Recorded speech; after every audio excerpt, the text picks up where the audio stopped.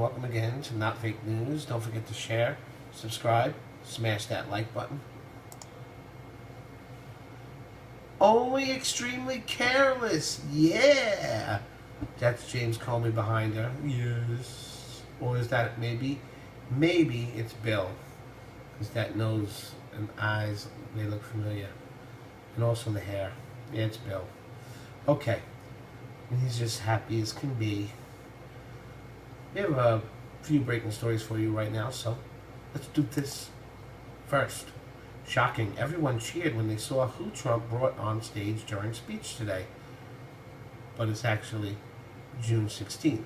It's 4 days old. Wow, that's weird. I don't usually get old news like that, but okay. And this one, it's over. Trey Gowdy just went on TV and gave Trump the best news ever. And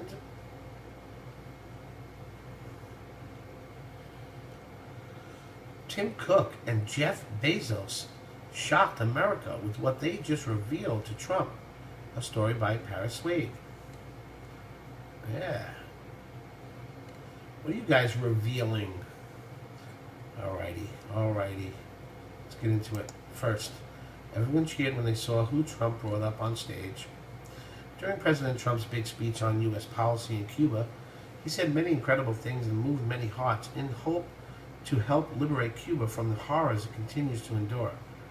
Throughout the day, many people were recognized and applauded for their bravery to combat and survive the tyranny of the Castro regime in Cuba. President Trump called upon, one moment please, called upon a very special lady that becomes one of the most powerful statements made today. Carrie Rogue was brought on stage by President Trump after serving 15 years of imprisonment by the Castro regime. Her willfulness to live and move on is inspiring, but what she says about Trump is astonishing. On stage here today are Carrie Roque, who was imprisoned by the Castro regime 15 years ago.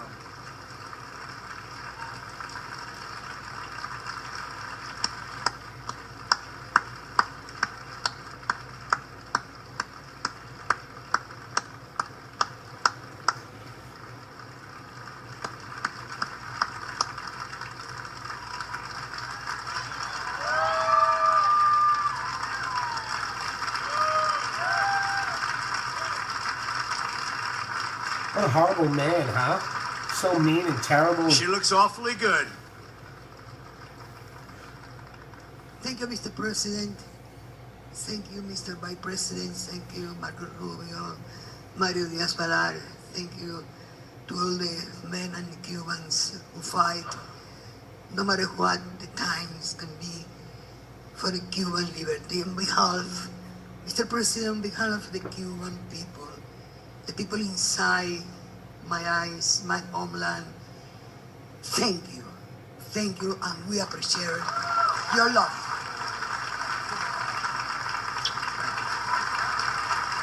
Wow.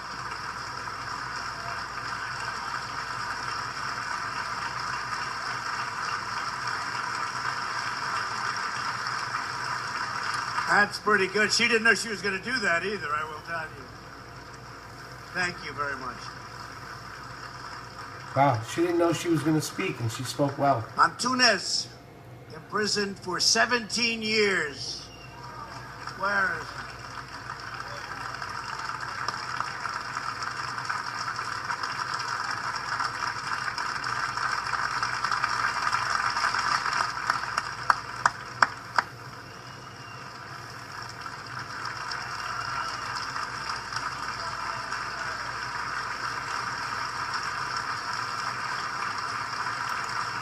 Yeah, I love that name.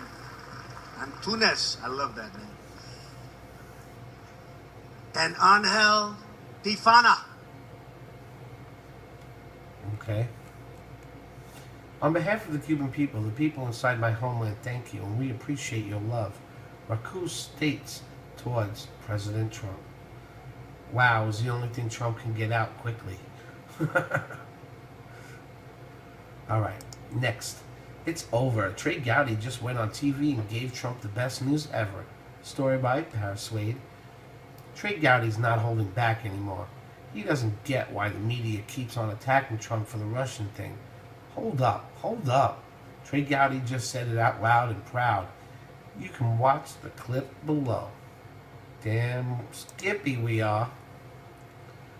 So what is this? We love Trey Gowdy, don't we? See how nice Trump is? Did you see how nice that man is? Investigation about, and when, if ever, does it end? Congressman Trey Gowdy just took over as chairman of the House Oversight Committee. He also serves on the House Intelligence Committee, and he joins us tonight. Congressman, thanks so much, Chairman. Thank you for joining us. Yes, sir. Hope you're feeling better. I feel vigorous. But I have lost track of the point of all this. What is the point of this investigation? Just to remind those of us who are following at home. Well, Tucker, the hyper-focus on collusion is not Congress's fault. I would say folks in your line of work have been focused on collusion much more than certainly Republican members of the House. There are four things that we're looking at. Russian active measures, which a subset of that would be collusion. The U.S. response back in 2016, which has nothing to do with Trump. That's an Obama administration response. And then, importantly, the leaks and the unmasking, which have everything to do with the reauthorization of certain surveillance programs. So there are four things that the House Intel Committee is looking at. One of those involves Russian active measures, and a subset of that would be collusion, not just between Mr. Trump and the Russians, but any American and the Russians. So the hyper-focus on collusion and conspiracy and coordination is not mine. I'm interested in all four tranches. When will we know what happened? When will this wrap up, do you think?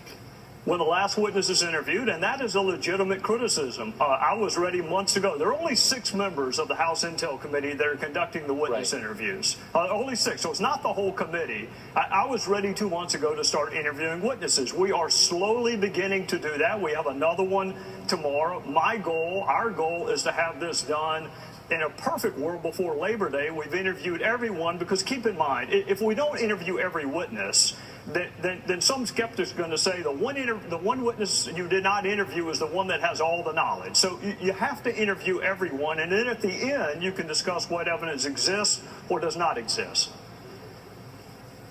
So you said a minute ago the press was keeping the idea of collusion at the forefront of the public consciousness, which is, of course, true. I think you've been responsible in your public statements on this. We've had members of the committee on this show who have openly suggested, certainly implied, that there was collusion. There's clearly a political agenda here, and I'm not flacking for the Trump administration. Obviously, the president's hurt himself with his grotesquely counterproductive tweeting on the subject.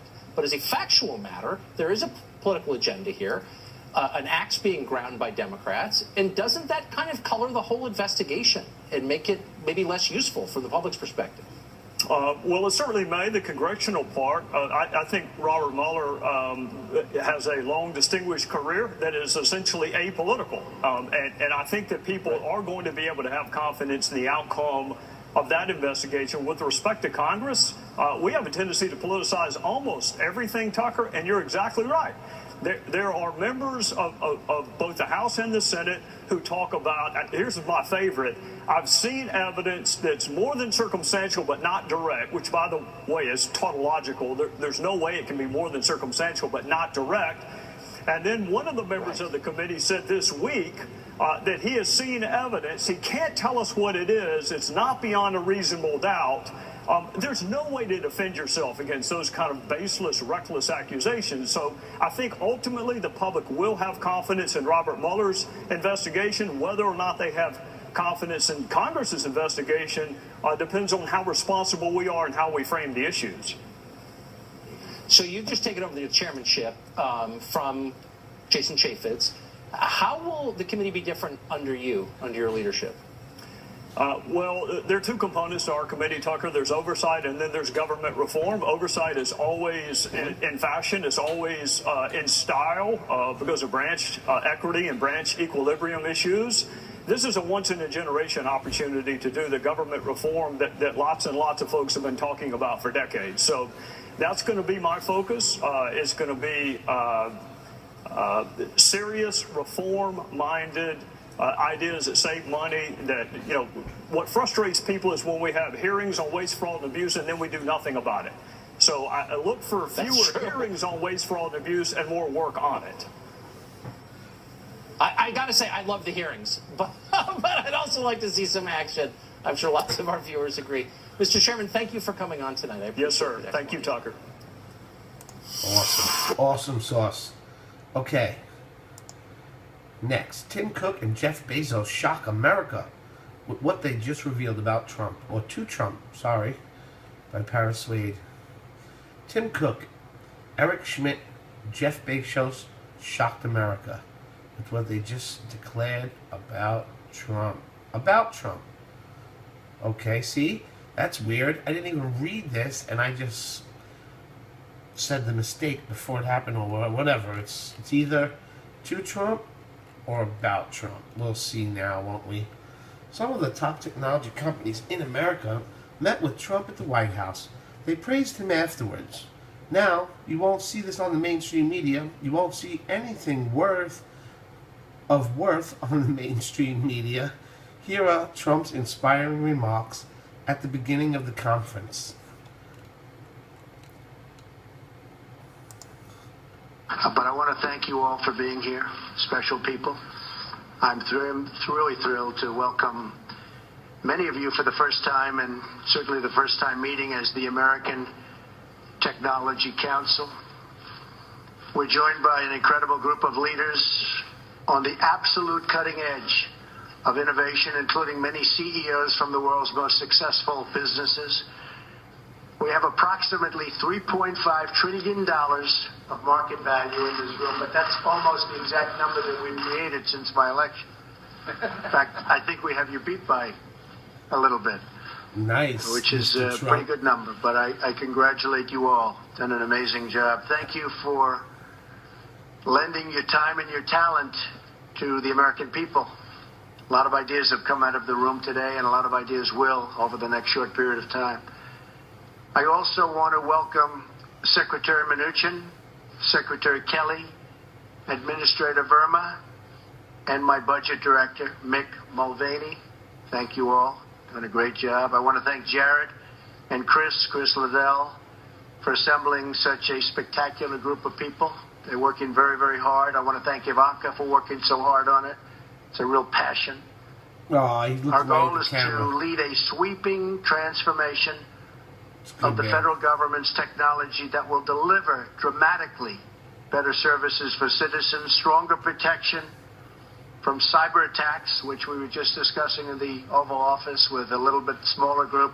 That's a big problem. There's no question about it. We're going to be working on it. We're going to solve the problem. And up to $1 trillion in savings for taxpayers over the next 10 years. Over $1 trillion. Hope he has John McAfee. We're embracing big change, bold thinking, and outsider perspectives to transform government and make it the way it should be, and at far less cost. My administration's already taken very historic steps to modernize critical IT systems and make government more transparent. As an example, you're seeing what we're doing with the airports, with all of the billions and billions of dollars that have been spent on planes flying all in the wrong directions. We're getting a change. They spend many billions of dollars, and we are getting that whole system fixed. Money wasted over the last 6 or 7 years. Billions.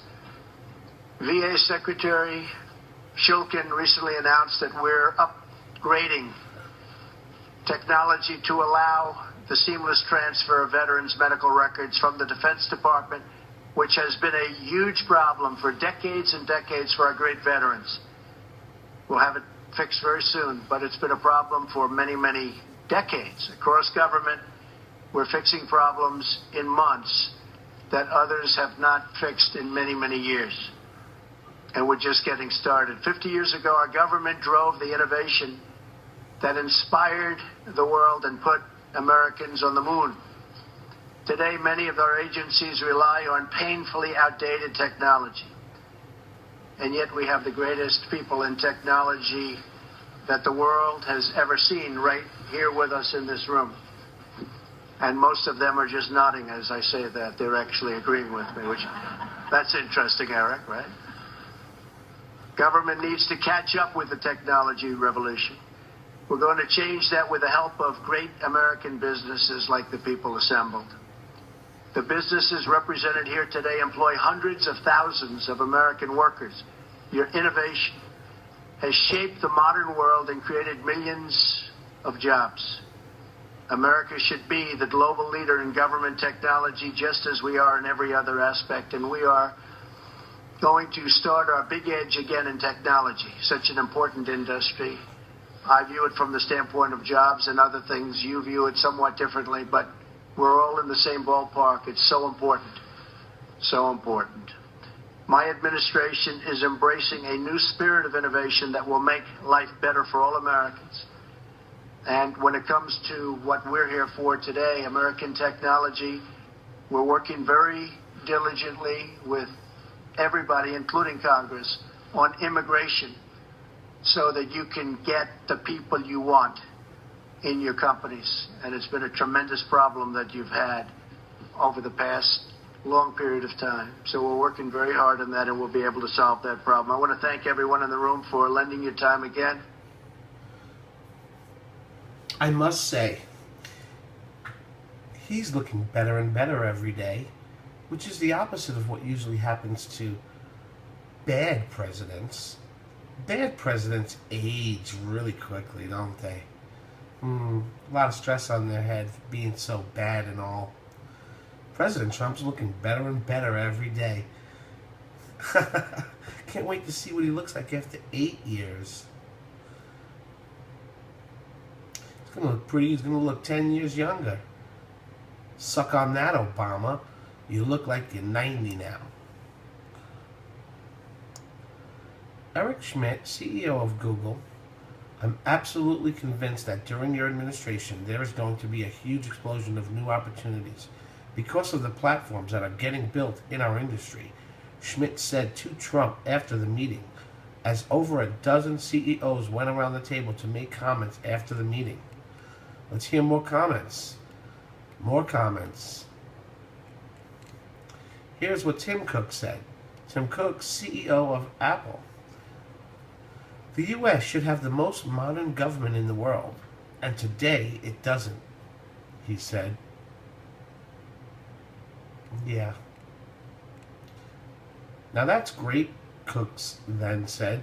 The government should be focused on its citizens, and the services of the government should be measured on how pleased the citizens are with receiving its services.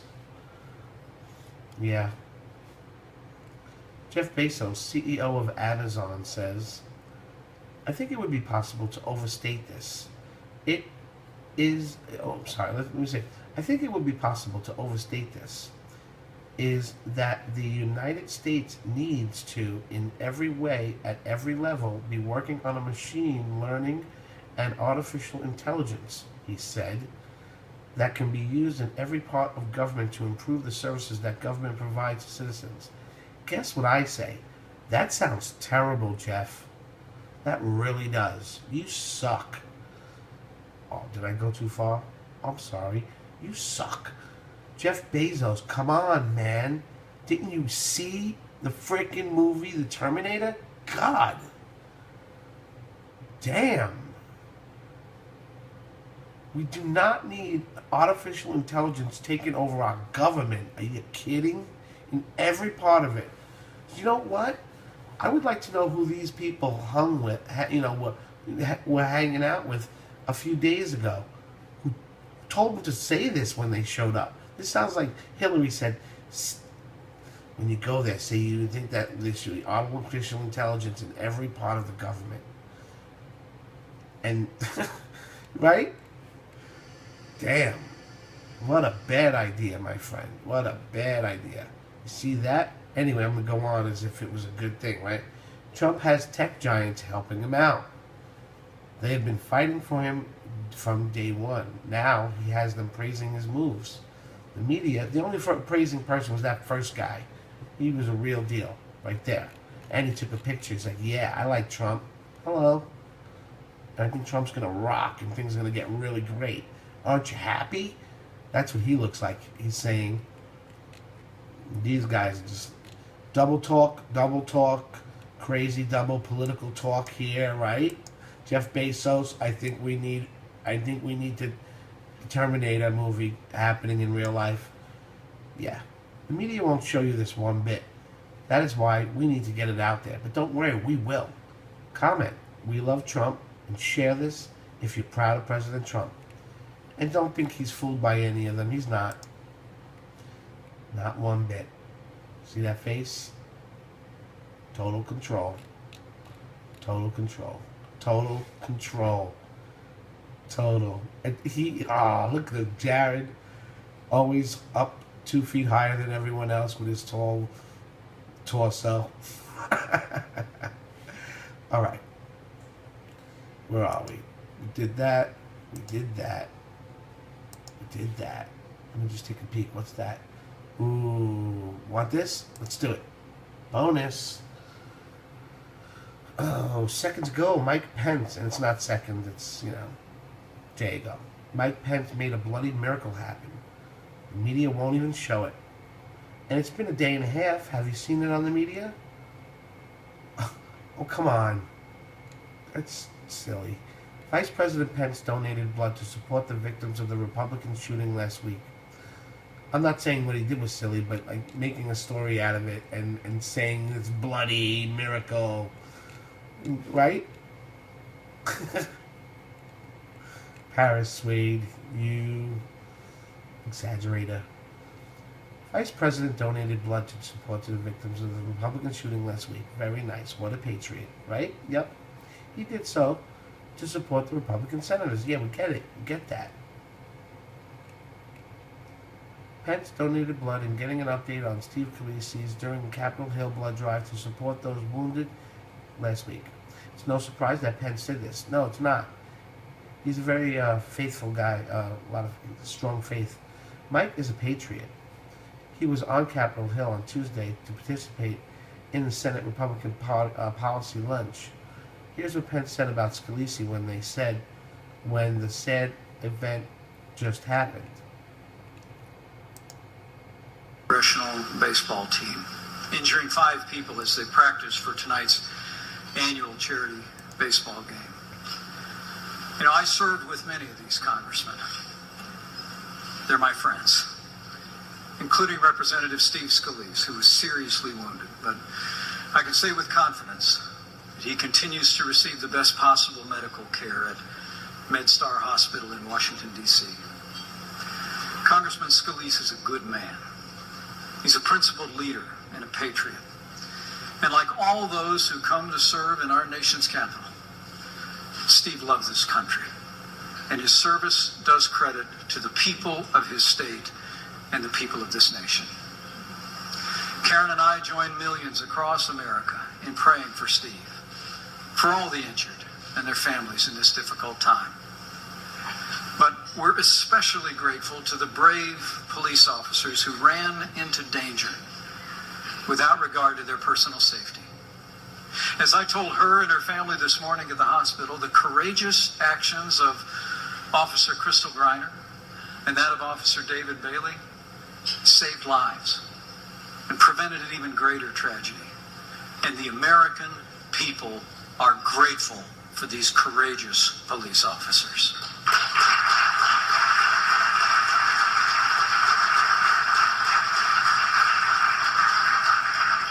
While there will always be those who seek to divide, who choose insult over insight, tonight on a baseball field in our nation's capital, the world will see America is better than that.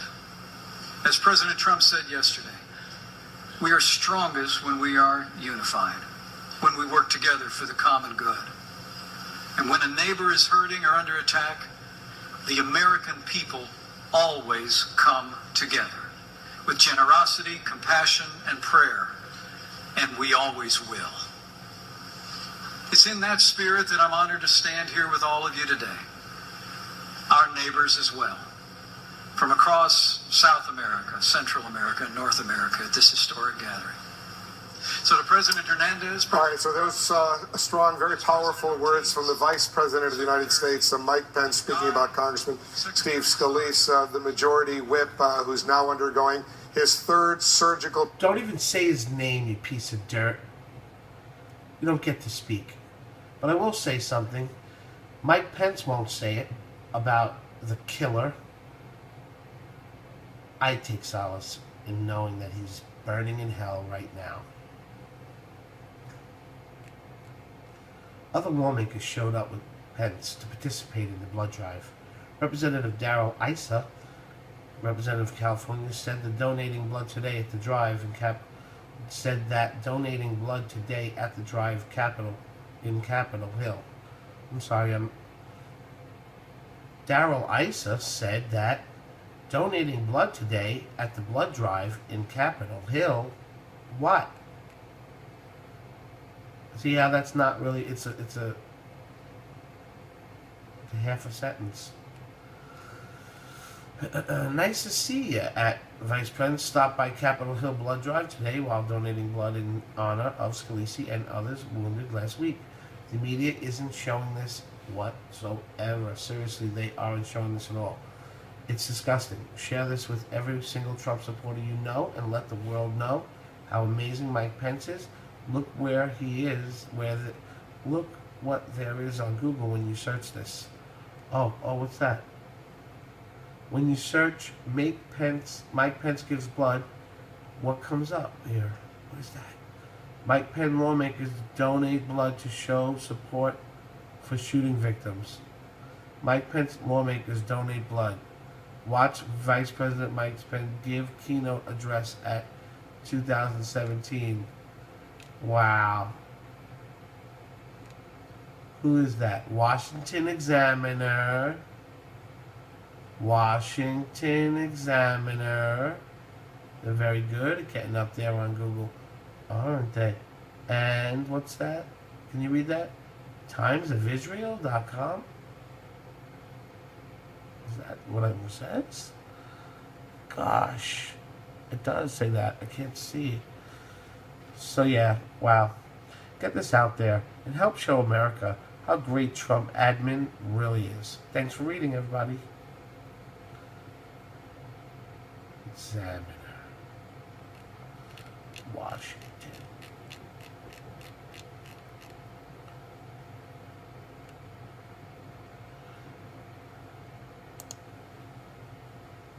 Don't forget to share, subscribe, smash that like button. And there's a new thing now where when you subscribe, you have to click the bell also. That's right next to it. So you click subscribe, you click the little bell that's next to it, then you're in. You're in. In. Don't forget to like it if you liked it. If you don't like it, you don't have to like it. You know what I mean? And I'm not going to say share it again because we said it about 85 times during the show. At the end of every article. Share it 10,000 times and make sure everyone knows. You know, the whole thing.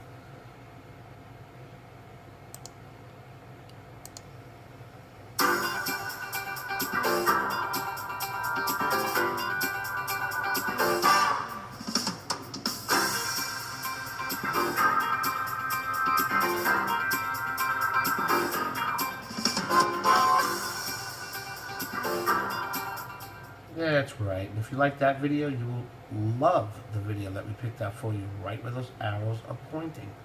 Click on it. I'll see you in a moment. Not fake news.